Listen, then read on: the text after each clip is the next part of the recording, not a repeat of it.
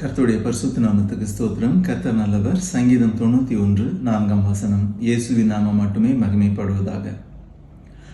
அவர் தமது சிறகுகளாலே உன்னை மூடுவார். அவர் செட்டைகளின் கீழே அடைக்கலம் புகுவாய்.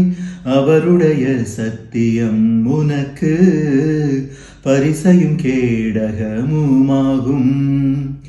அவர் தமது சிறகுகளாலே உன்னை மூடுவார்.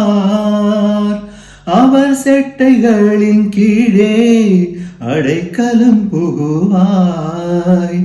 அவருடைய சத்தியம் உனக்கு பரிசையும் கேடகமுமாகும். அவருடைய சத்தியம் உனக்கு பரிசையும் கேடகமுமாகும். கர்த்தர் நல்லவர்.